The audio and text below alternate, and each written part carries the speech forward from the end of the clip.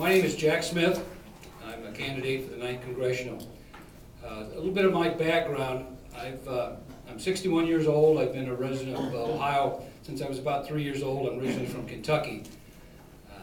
I have 22 years in the United States Marine Corps, active in reserve time.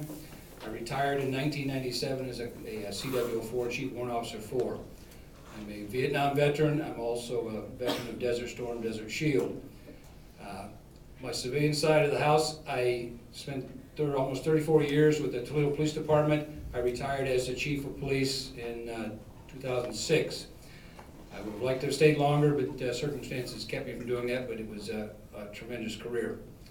I'm married. My wife Deb is here tonight. We have two set of 16-year-old twins at home. If you see exceptional gray hairs, you know exactly where I got them from.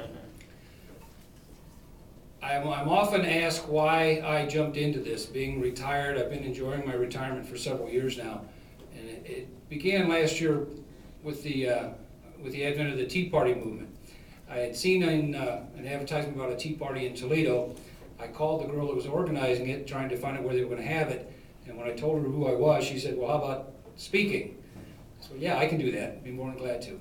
So I went over, spoke my piece, and I was approached by several people afterwards about, said, "Jack, you really ought to be thinking about doing a little bit more now that you're retired, you got the time. We like what you have to say." Well, I put it in the back of my mind, started thinking about it. A year went by, I was invited to a couple more events to speak, and more people started approaching me. But at the same time, I was seeing what was happening to our country, some of the things that were taking place that just didn't sit right. I'm sure that you folks feel the same way.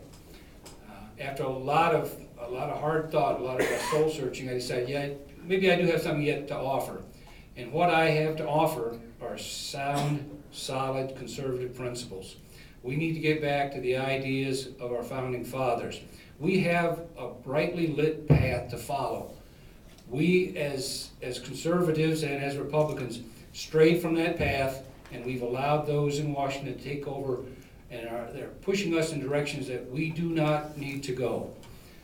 I hope that in January of next year, there'll be a new crop of conservatives, whoever they may be, up there making the decisions that are going to affect our lives and our children's lives. Thank you very much. You just gave me the hook. 30 seconds.